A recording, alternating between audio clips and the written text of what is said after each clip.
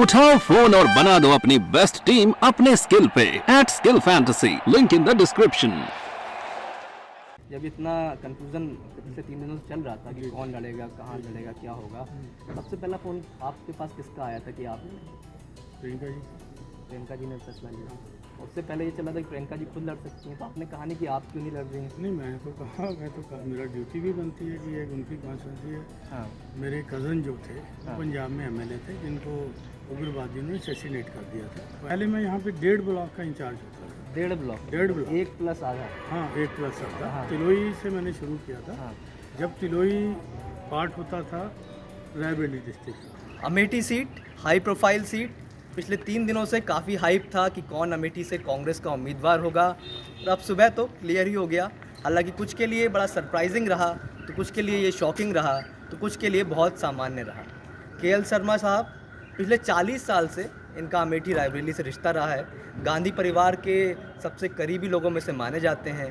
पहले अमेठी का पूरा एक तरीके से कहा जाए मैनेजमेंट का काम इनके पास था, और केएल शर्मा साहब पिछले काफ़ी टाइम से सोनिया गांधी जी की सीट यानी कि रायबरेली के मैनेजमेंट का काम देखते थे। हमारे साथ वो मौजूद हैं क्योंकि वही अमेठी के प्रत्याशी हैं। सर बहुत शुक्रिया बातचीत के लिए। ये जानना चाहूँगा कि जब आपको प्रत्याशी के तौर पे घोषित किया गया, वो आपको सुबह ही पता चला कि 3-4 दिन पहले पता था? नहीं, देखो क्या था कि यहाँ की जो जनभावना थी कि गांधी परिवार के लोग लड़े, तो मैं भी उनके साथ ही ये था, क्योंकि अगर दोनों जो लड़के हमारे लिए बहुत ईजी मतलब था ये। तो हाँ, तो हमारा जो ये था, तो उसी नाते से जो जनभावना तो यही थी, ठीक है। तो चलो उन्होंने जैसा भी हमारी पार्टी हाईकमान ने सोचा, तो मेरे को आदेश हुआ, तो फिर मैंने कहा कि ठीक है, क्योंकि मैं पार्टी का डिसिप्लिन सोल्जर हूँ, पिछले 40 साल से यहाँ पे मैं देखता हूँ इनका, तो फिर मैंने उसको कबूल किया कि चैलेंज हो। सर आप पिछले 10 साल से तो रायबरेली का काम देख रहे थे। जी। अमेठी से क्योंकि इतना आना जाना नहीं था, तो अब सर अमेठी से जब आपका नाम आया, तो बीजेपी की ओर से ये प्रतिक्रिया लगातार आ रही है कि राहुल गांधी जो है मैदान छोड़कर भाग गए हैं और आपको आगे कर दिया। नहीं, देखिए मैं आपको बताऊँ, ये तो बड़बोलापन होगा कि भाग गए या ये किया, ठीक है।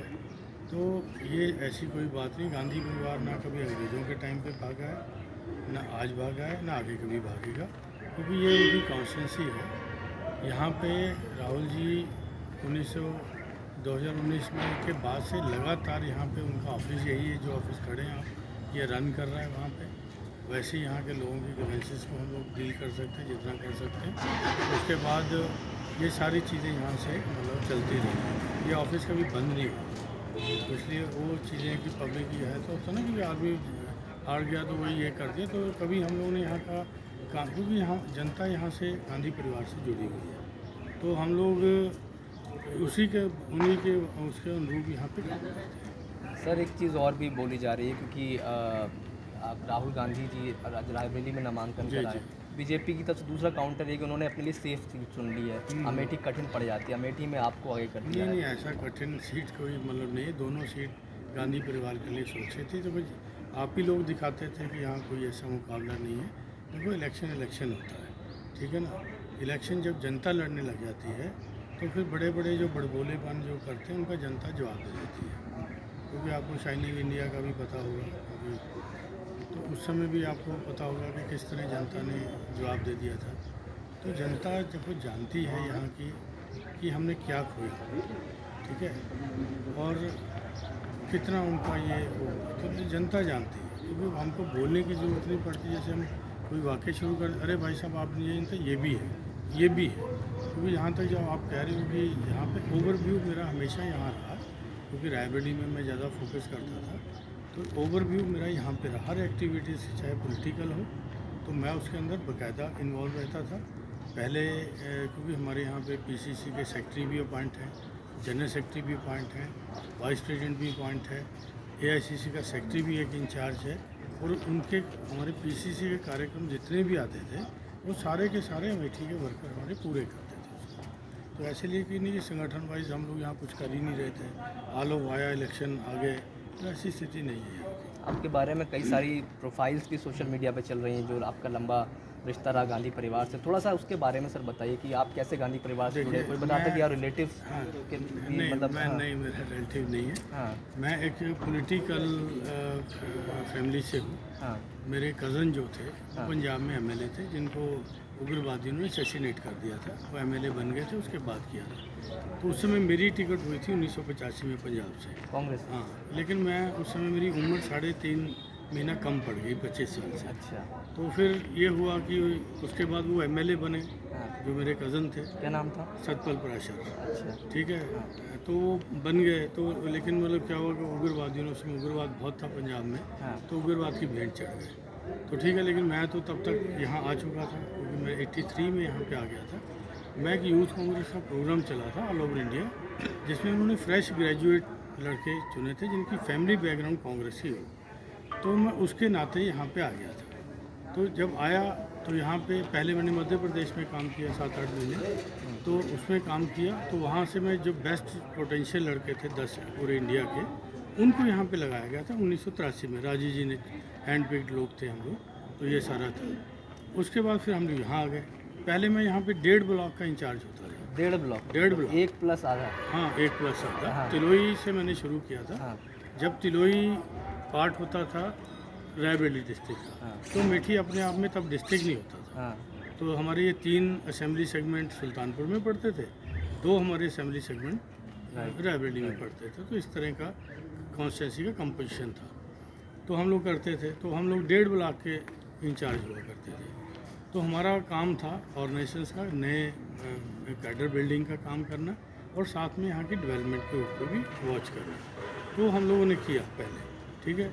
तो उसके बीच में इंदिरा जी का असैसिनेशन हो गया, फिर राजीव जी का इलेक्शन आ गया। तो हम लोग, मैंने राजीव जी का सिर्फ एक इलेक्शन नहीं लड़ाया, जो 81 वाला, तब मैं पढ़ रहा था। मैंने 82 में ग्रेजुएशन की, तो मैं पढ़ रहा था तब। उसके बाद से सारे राजीव जी की टिल डेथ, हाँ ठीक है, इलेक्शन लड़ाया। अब आप देखिए कि 20 तारीख को हमने राजीव जी की मई को पोलिंग किया, और 21 को उनका असैसिनेशन हो गया। तो हम तब भी हम लोग यहीं थे। उसके बाद फिर एक थोड़ा सा वैक्यूम आया, तो फिर कैप्टन साहब उनके मित्र थे सतीश शर्मा जी। सतीश शर्मा जी, उनको यहाँ पे ये हुआ, फिर हम लोग उनके साथ लग गए। उसके बाद फिर जब मैडम आई, तो हम लोग मैडम के साथ 99 में लग गए। तो ये कंटिन्यू सिलसिला चला आ रहा है। फिर राहुल जी आ गए, फिर राहुल जी का 2004 का इलेक्शन, फिर 2009 का इलेक्शन थोड़ा हम लोगों ने किया। उसके बाद फिर मेरे को राहुल जी नेशनल टीम में अपने ले गए। मैं सेक्रेटरी बना, और बिहार का मैं सह प्रभारी बना। क्योंकि मतलब कई लोगों को लगता है ना कि शायद मैं जॉब वाला नहीं हूँ। मैं कांग्रेस का वॉलंटियर हूँ, मैं कोई सैलरी कांग्रेस से नहीं लेता हूँ, ठीक है। जब मैं अपना सेक्रेटरी भी था, यहाँ बिहार का सेक्रेटरी था, तब भी मैं जो स्टाइपेंड भी मिलता मैं वो भी नहीं लेता था, ठीक है। तो क्योंकि मेरी है कांग्रेसी फैमिली है, ठीक है, तो मैं उसी के नाते मेरे को आइडियोलॉजी पसंद है, तो मैं इसलिए कांग्रेस में करता हूँ। एक ब्लॉक इंचार्ज से लेके अब, हाँ 1.5 ब्लॉक इंचार्ज, फिर एक असेंबली, हाँ एक असेंबली से फिर 3 असेंबली, फिर एक लोकसभा, फिर एक लोकसभा, फिर 2 लोकसभा। और अब लोकसभा, उसी लोकसभा के प्रत्याशी भी हैं, और स्मृति ईरानी के खिलाफ आपका चुनाव है। ये बताइए किन मुद्दों पर आप चुनाव लड़ेंगे, क्योंकि स्मृति ईरानी तो कह रही हैं कि कांग्रेस तो अब डर गई है, उसके पास कोई मुद्दे नहीं बचे हैं। उनका देखो जो कहना है वो कहें, मेरे को उनकी किसी बात का जवाब नहीं देना, ठीक है। हम लोगों को मुद्दों पे इलेक्शन लड़ना। क्या मुद्दे हैं? नहीं, हमारा देखो अमेठी के डेवलपमेंट के मुद्दे हैं, कुछ हमारे जो राष्ट्रीय स्तर पे हमारा जो 5 नए 25 गारंटी हैं उसके ऊपर है। फिर जो बहुत चीज़ें जो 5 साल में मतलब हुई हैं या नहीं हुई हैं, किन कारणों से हुआ, किन कैसे कैसे चीज़ें यहाँ से चली गई, ठीक है। 7 साल की डबल इंजन की सरकार भी ये है। तो ये सारे मुद्दे हैं जो जनता बोलती है, हम उनके साथ अपने आप को समाहित करके बात करेंगे। आखिरी के 2 सवाल हैं। पहला सवाल तो ये, जब इतना कंफ्यूजन पिछले 3 दिनों से चल रहा था कि कौन लड़ेगा, कहाँ लड़ेगा, क्या होगा, सबसे पहला फ़ोन आपके पास किसका आया था कि आप? प्रियंका जी का। प्रियंका जी ने फैसला लिया। उससे पहले ये चला था कि प्रियंका जी खुद लड़ सकती हैं, तो आपने कहा नहीं कि आप क्यों नहीं लड़ रही हैं? नहीं, मैंने तो कहा मेरा ड्यूटी भी बनती है कि एक उनकी कॉन्स्टिट्यूंसी है, तो मैं कोई उस तरह का तो हूँ नहीं कि भाई मेरे को लड़ना है। जब मेरे ये था, मैंने कभी यहाँ से सोचा नहीं, मैं कभी यहाँ का 40 साल की मेरी हिस्ट्री है कि मैं कभी पीसीसी मेंबर भी यहाँ से नहीं बना, क्योंकि मेरे को लगता था ये पहला अधिकार संगठन पे यहाँ के लोकल लोगों का है, ठीक है। मैं यहाँ पे एक ड्यूटी परफॉर्म कर रहा हूँ, कांग्रेस ने के लीडरशिप ने मेरी ड्यूटी लगाई है। मेरा फील्ड जो है पंजाब है। आपने प्रियंका जी को जब कहा तो उनका क्या रिप्लाई था, उन्होंने क्यों नहीं? उन्होंने कहा कि नहीं लड़िए, हम सब आपको लड़ाएंगे। क्योंकि ये बड़ा पिछले 1-1.5 साल से तो ये चल रहा था कि प्रियंका जी राहुल जी दोनों चुनाव लड़ेंगे, प्रियंका गांधी नहीं लड़ी चुनाव। हाँ, ये चलो उनका फैसला है, क्योंकि उसमें कोई मैं इन्वॉल्व नहीं था, नहीं तो मैं बताता आपको। तो क्योंकि मैं देखिए डिसिप्लिन सोल्जर हूँ, तो जो आदेश आता है मैं उसका पालन करता हूँ। ठीक है, राहुल जी का आदेश आया मेरे को नेशनल यूनिट में जाना, मैं नेशनल यूनिट में चला गया। फिर वहाँ से आया आदेश कि नहीं कॉन्स्टेंसी देखनी है, फिर मैं कॉन्स्टेंसी में आ गया। ठीक है, तो ये मेरा कोई लालच नहीं, मेरा देखो मतलब हम पॉलिटिकल फैमिली से दूर, एम्बिशन मेरा कोई ये नहीं है कि मेरे को ये जाना, लेकिन ये है कि चीज़ें अपने से आएँ वो उसकी अहमियत होती है, मांगने से नहीं आए। ठीक है, तो ये मेरा कहने का, और मैंने कभी अपने लिए पद भी नहीं मांगा, कभी ये नहीं हुआ। जो इन्होंने दिया या जो नहीं भी दिया मैं सबको कबूल किया। आखिरी सवाल चलते चलते, क्या लग रहा है आपको, क्योंकि अब आप तो चुनाव में आ ही चुके हैं, जीत हार को लेके, कार्यकर्ताओं को मनाने को लेके, कोई अगर रूठा हो तो कैसे मैनेज करेंगे आप? देखो कांग्रेस का पहले दिन था कि यहाँ पे धरना भी दिया, तब मैं भी उनके साथ ही उस धरने में अपने आप को समाहित किया हुआ था। लेकिन उसके बाद तो भाई यहाँ की जनता का है कि फिर गांधी परिवार की बात को मानती भी है। अब आप देखे होंगे जो धरने में यहाँ बैठे थे, आज सारे नॉमिनेशन में सबसे ज़्यादा थे। वो बताया कि जी मैं 25 गाड़ी लेके आया हूँ, को बता रहा था मैं 5 लेके आया हूँ। तो ये जी भी 6 या 7 तारीख से हाँ, उन्होंने तो आज बोला ही। तो आशीर्वाद देने आई थी मेरे को स्पेशल, क्योंकि उधर उनके भाई का भी मतलब वो था, तो क्योंकि टाइम भी इतना शॉर्ट। गांधी आपको पूरा चुनाव लड़ाएंगे यहाँ पे? नहीं, चुनाव तो यहाँ की जनता लड़ाएगी। ठीक है, वो तो आती रहेंगी एज ए कैंपेन, वो आएंगी। ठीक है, कि उनको देश के अंदर भी जाना है। ठीक है, तो यहाँ की मेन तो जो ताकत है हमारी जनता है, ये लड़ाएगी। ठीक है, हमारा में तो मामला गड़बड़ा गया था। नहीं, ठीक है, वो देखो कुछ हम लोगों की गड़बड़ियाँ थी, तो कुछ मैनेजमेंट की कमियाँ थी, जिसके कारण हम जनता ने राहुल जी को नहीं हराया।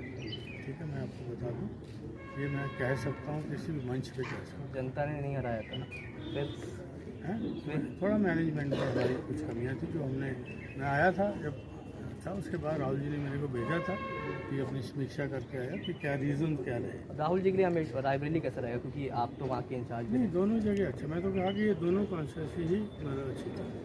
ठीक है, क्योंकि जो जनता बोलने लग जाती है ना, क्योंकि ऐसे भी हम लोग देखे हैं कि कई, मैं तो बहुत जिलों में और भी काम किया, कार्यकर्ता बुलाने के लिए यहाँ पे मैसेज देने पे कार्यकर्ता आता है।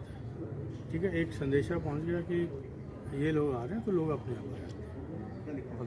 ठीक है, के.एल. शर्मा साहब जो पिछले 40 साल से रायबरेली अमेठी से जुड़े हुए थे और पार्टी का काम वो देखा ही करते थे, चुनाव लड़ाया करते थे, इस बार उनको प्रत्याशी बनाया गया। उनका साफ कहना है कि वो उन्होंने कोई चीज़ मांगी नहीं है, बल्कि परिवार ने उनको, कि उनकी लॉयल्टी परिवार की तरफ रही, उन्होंने जिम्मेदारी से जो काम मिला वो किया, इस वजह से उनको यहाँ पर मौका मिला है और वो चुनाव मजबूती से लड़ेंगे।